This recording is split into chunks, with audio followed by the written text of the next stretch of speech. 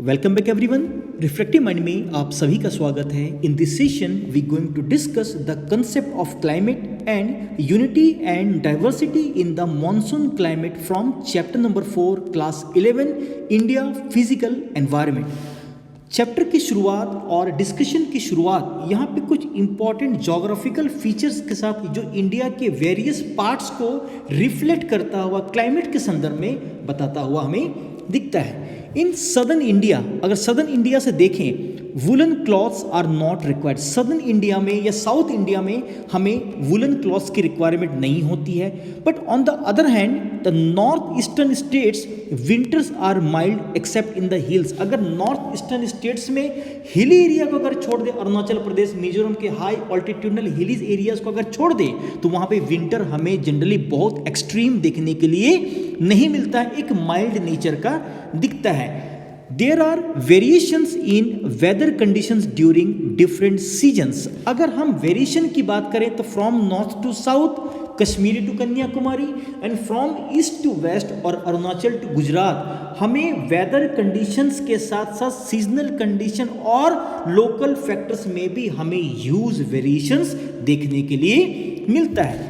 These changes occur due to the changes in the elements of weather like temperature, pressure, wind direction, velocity, humidity and precipitation। तो अगर इन सभी changes को अगर north to south and east to west India के perspective में देखें तो इसके पीछे वेरिएशन के कंपोनेंट्स में टेम्परेचर, कहीं पे टेम्परेचर ज़्यादा हो सकता है लाइक राजस्थान के वेस्टर्न पार्ट में, कहीं पे टेम्परेचर बहुत ही कम हो सकता है like the Ladakh. Southern part में देखें तो वहाँ पे हमें मॉइस्चर एयर का प्रेजेंस हमें ज़्यादा दिखता है, और इंडिया के वेस्टर्न पार्ट में राजस्थान में देखें तो वहाँ पे एयर में या विंड में हमें मॉइस्चर बहुत ही कम दिखता है। अगर नॉर्थ ईस्टर्न में अगर हम लोग प्लेटू ऑफ शिलोंग को देखें, गारो खासी जयंतिया को देखें, मौसिन राम को देखें, तो वहाँ पे एक दिन में जितनी बारिश होती है राजस्थान में 10 साल में भी राजस्थान के वेस्टर्न पार्ट में हमें जनरली उतना रेनफॉल या प्रेसिपिटेशन देखने के लिए नहीं मिलता है। तो वेरिएशन टेम्परेचर के पॉइंट ऑफ व्यू से देखें,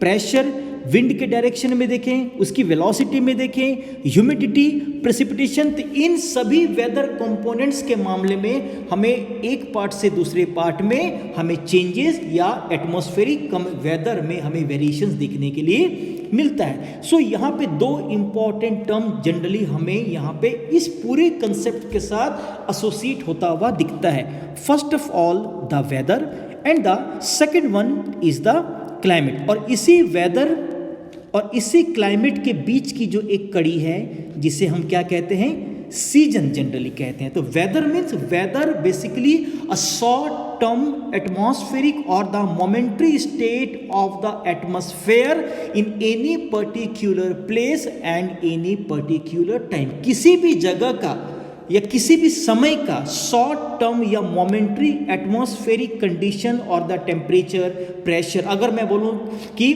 दोपहर के 2 बजे टेम्परेचर कुछ और है, एटमॉस्फेरिक प्रेशर कुछ और है, विंड का डायरेक्शन नॉर्थ साइड से है, वेलोसिटी विंड की थोड़ी ज़्यादा है, प्रेसिपिटेशन की संभावनाएं थोड़ी सी ज़्यादा है, तो हो सकता है शाम के 4 बजे या 1 घंटे के बाद या आधे घंटे के बाद इस कंडीशन में लिटिल बिट वेरिएशन अगर किसी जगह पे किसी भी टाइम पे अगर आ जाए तो हम इसे ही मौसम या इसे ही वेदर कहते हैं। लेकिन अगर इस प्रकार की कंडीशंस में कुछ हद तक सिमिलरिटीज के कारण हम इसी वेदर को हम अगर छोटे छोटे अगर कुछ सिमिलर मंथ में अगर हम उसे क्या करते हैं, डिवाइड करते हैं, तो उससे कहीं ना कहीं हमें सीजन का पता, जब like the winter season, like the summer season, autumn की बात करें, एडवांसिंग मानसून की बात करें, रिट्रीटिंग मानसून की बात करें, और इन एवरेज वेदर और एवरेज सीजन को लेकर अगर किसी भी कंट्री, किसी भी एरिया, किसी भी रीजन का 50 to 55 ईयर का हम एक एवरेज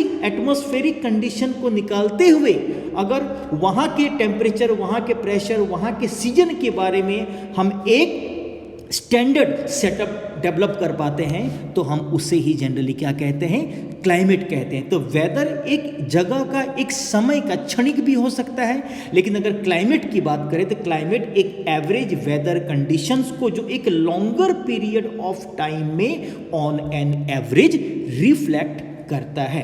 डेफिनेशन में देखें, climate refers to the average of the weather conditions over a longer period of time, but on the other hand weather एक बहुत ही शॉर्टर पीरियड ऑफ टाइम एक पर्टिकुलर प्लेस का दिखाता है। वेदर चेंजेस क्विकली, वेदर बहुत तेज गति से चेंज होता है, may be within a day or week, but climate changes imperceptibly and may be noted after 50 years or even मोर।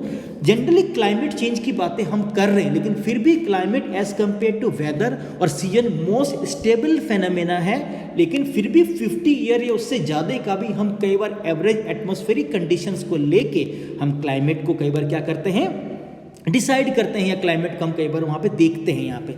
लेकिन इतने huge variation from north to south and from west to east के बाद भी हमें इसी diversity, इसी variation के साथ साथ हमें मॉनसूनी फिनोमेना के साथ एज अ क्लाइमेट एसोसिएट होता हुआ इंडिया के क्लाइमेट को हम यूनाइटली या यूनिफॉर्मली हम कई बार देखते हैं। फिर यहाँ पे कुछ ऑब्जर्वेशन, कुछ स्टेट के, कुछ रीजन्स के एग्जाम्पल के द्वारा हम डाइवर्सिटी के साथ साथ इंडिया के मॉनसूनी यूनिटी को भी समझने की कोशिश करेंगे। The climate of Kerala and Tamil Nadu in the south are so different from that of Uttar Pradesh and Bihar in the north। अगर हम नॉर्थ में यूपी और बिहार को अगर हम देखें और साउथ इंडिया से अगर हम तमिलनाडु और कर्नाटका के क्लाइमेट से अगर हम इसका कंपैरिजन करें तो हमें ह्यूज वेरिएशन दिखता है। जैसे तमिलनाडु में देखें, कर्नाटका में देखें, हमें टेम्परेचर के एक्सट्रीम कंडीशंस, टेम्परेचर के कंट्रास्ट हमें ज़्यादा देखने के लिए नहीं मिलते हैं, पहली बात। दूसरी बात, साउथ इंडिया में विंटर सीजन बोल के एज सच कोई भी डिस्टिंक्ट विंट्री वेदर का हमें प्रेजेंस या सीजन का प्रेजेंस हमें as compare to north India नहीं दिखता है। तीसरी सबसे बड़ी बात, यूपी बिहार में जितनी कड़ाके की ठंड पड़ती है, साउथ इंडिया में वो फिगर हमें देखने के लिए नहीं मिलता है। कई बार यूपी बिहार या नॉर्थ इंडियन प्लेन में गर्मियों के दिनों में हमें हीट वेव या लू का बहुत ज़्यादा प्रचंड प्रकोप दिखता है, लेकिन साउथ इंडिया के रीजन्स में जनरली एक्सेप्ट एक्सेप्शनल फिगर्स हमें हीट वेव्स का असर ड्यू टू कोस्टल कम मॉडरेटिंग इन्फ्लुएंस हमें ज़्यादा देखने के लिए नहीं मिलता है। The climate of India has many regional variations expressed in the pattern of winds. अगर वेरिएशंस की बात करें तो पैटर्न ऑफ विंड में भी वेरिएशन देखने के लिए मिलता है। टेम्परेचर में रेनफॉल के अमाउंट और उसके नेचर में भी वेरिएशन दिखता है। राजस्थान के वेस्टर्न पार्ट में अमाउंट कम है, चेरापूंजी में या मौसिनराम में अमाउंट बहुत ज़्यादा है, केरला में नेचर वाटर ड्रॉप के फॉर्म में है, और मनाली की बात करें, कुल्लू, शिमला या हाई ऑल्टीट्यूडनल हिमालयन रीजन्स में हमें उसका नेचर स्नो फॉर्म के फॉर्म में भी या स्नोफॉल के फॉर्म में भी देखने के लिए मिलता है। Rhythm of seasons and the degree of वेटनेस और द ड्राइनेस। सदर्न इंडिया की बात करें तो हमें वहाँ पे वेटनेस विंड के साथ ज़्यादा दिखता है, और जैसे जैसे हम नॉर्थ इंडियन स्टेट्स की ओर, जम्मू कश्मीर, पंजाब, लद्दाख की ओर बढ़ते जाते हैं या वेस्टर्न राजस्थान की ओर शिफ्ट होते जाते हैं, हमें विंड में ड्राइनेस का कंटेंट ज़्यादा दिखता है। These regional diversities or variations may be described as the subtypes of monsoon climate। अब देखिए यहाँ पे हमने जितने भी डाइवर्सिटीज या वेरिएशंस की बात करी, हम इंडिया के अगर क्लाइमेट को देखें तो इंडिया का क्लाइमेट एक सीजनल रिवर्सल विंड सिस्टम से एसोसिएटेड एंड ड्रास्टिकली इन्फ्लुएंस्ड होने के कारण इंडिया के क्लाइमेट को हम मॉनसून क्लाइमेट और मॉनसूनी क्लाइमेट भी कहते हैं। मॉनसून एक सीजनल रिवर्सल विंड सिस्टम है। आने वाले क्लासेस में, आने वाले वीडियोस में हम डिटेल में डिस्कस करेंगे मॉनसून के ओरिजिन को। और मॉनसून एक अरेबिक वर्ड मौसीम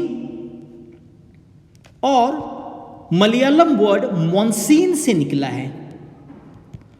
ये अरब सेलर्स के द्वारा सीजनल रिवर्सल या रेनी सीजन में जिसके डायरेक्शन को साउथ वेस्टर्न साइड से, और विंटर सीजन में जिसके डायरेक्शन को नॉर्थ ईस्टर्न साइड से देखने के कारण ही ये अपने डायरेक्शन को सीजनल रिवर्सल के अकॉर्डिंग रिवर्ट करता है, चेंज करता है।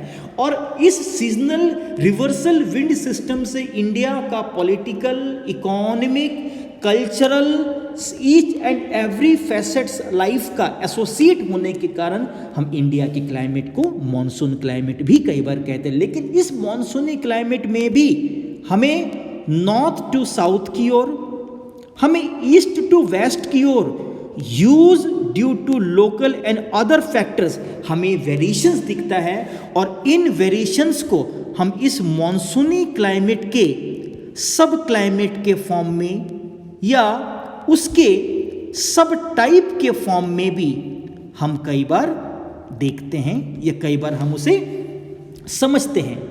आगे की पंक्तियों को अगर हम देखें, while in summer the mercury occasionally touches 55 degree Celsius in the western Rajasthan. Western Rajasthan में गर्मियों में 55 डिग्री सेल्सियस का हमें स्कॉर्चिंग टेम्परेचर के साथ मरकरी का वहाँ पे हमें इंक्रीजिंग नेचर दिखता है। लेकिन वही अगर लेह की बात करें तो वहाँ पे -45 डिग्री सेल्सियस का वो हमें बिलो जीरो हमें वहाँ पे ड्रॉपिंग फिगर भी दिखाता हुआ दिखता है। तो यहाँ पे इंडिया के वेस्टर्न पार्ट को अगर आप देखें -45 का है, सॉरी +55 का है, सॉरी, और इंडिया के फार नॉर्दर्न पार्ट को देखें, लद्दाख, लेह, जो इंडिया का सबसे ड्राइस्ट पार्ट भी माना जाता है, वहाँ पे -45 का। तो वेस्टर्न पार्ट में और नॉर्दर्न पार्ट में आप देख सकते हैं अराउंड आप 100 डिग्री सेल्सियस का ह्यूज गैप आप यहाँ पे देख सकते हैं। राजस्थान की चूरू की बात करें, चूरू इन राजस्थान में record a temperature of 50 degree Celsius और मोर इन अ जून डे। जून डे में चूरू का टेम्परेचर मैक्सिमम 50 डिग्री सेल्सियस तक भी जाता है। लेकिन वही अरुणाचल प्रदेश के तवांग की बात करें जहाँ पे टेम्परेचर मुश्किल से 19 डिग्री सेल्सियस। तो अभी हमने नॉर्थ में और नॉर्थ वेस्टर्न पार्ट में डिफरेंसेस को देखा, राजस्थान एंड द लेह। लेकिन अगर आप राजस्थान को देखें एज अ वेस्ट और अरुणाचल को देखें एज अ फार ईस्ट, तो टेम्परेचर में आपको लगभग 1/3 का से भी ज़्यादा का डिफरेंसेस आपको यहाँ पे दिख रहा है। On a December night, temperature in Dras in Ladakh may drop down to -45, while in the Kerala Thiruvananthapuram or Chennai on the same night record 20 to 22 degrees Celsius। अब देखिए अगर आप फिर द्रास को देखें तो वहाँ पे 45 डिग्री का दिख रहा है, और फार साउथ में कोस्टल लोकेशन के अलोंग केरला में देखें, तमिलनाडु में देखें चेन्नई को, और केरला में देखें तिरुवनंतपुरम को, तो फिर वहाँ पे हमें टेम्परेचर में बहुत ही कम हमें अप्स और डाउन देखने के लिए due to proximity of equator और द ट्रॉपिकल एरिया बोल सकते हो, जनरली देखने के लिए मिलता है। These seasonal variations in temperature from place to place and from region to region in India. Temperature में होने वाले इस वेरिएशन को हम एक जगह से दूसरी जगह में भी इजीली देख सकते हैं। अगर हम रेनफॉल के पॉइंट ऑफ व्यू से अब आगे की बातों को देखें, इन Kerala and the Andaman Islands, the differences between the day and night मुश्किल से 7 और 8 डिग्री सेल्सियस का ही दिखता है। लेकिन जैसे जैसे हम कोस्टल से डीप कॉन्टिनेंटल इंटीरियर की ओर जाते हैं, कॉन्टिनेंटलिटी बढ़ती है, extreme condition like the too much warm, too much cold and scanty in the rainfall हमें देखने के लिए जनरली मिलता है। अब अगर रेनफॉल के पॉइंट ऑफ व्यू से देखें तो रेनफॉल के नेचर में कहीं पे वाटर ड्रॉप के फॉर्म में या प्रिसिपिटेशन के नेचर को बोले ज़्यादा बेहतर होगा, ना कि रेनफॉल।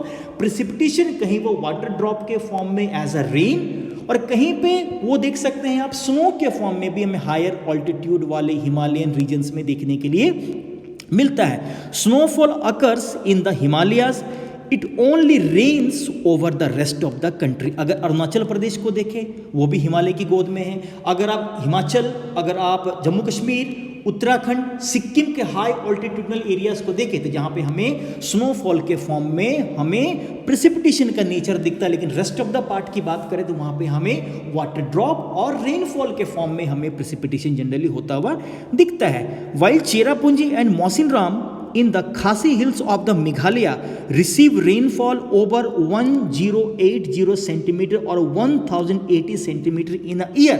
लेकिन वही उसके बिल्कुल ऑपोजिट राजस्थान के फार वेस्टर्न पार्ट के जैसलमेर को देखें जहाँ पे आप एनुअली 9 सेंटीमीटर ऑफ रेनफॉल ही देख पाते थे। ये रेनफॉल के अमाउंट में और स्नोफॉल और वाटर ड्रॉप के फॉर्म में होने वाला रेनफॉल उसके नेचर को और एक उसके ह्यूज अमाउंट में होने वाले डिफरेंसेस को कहीं ना कहीं दिखा रहा होता है।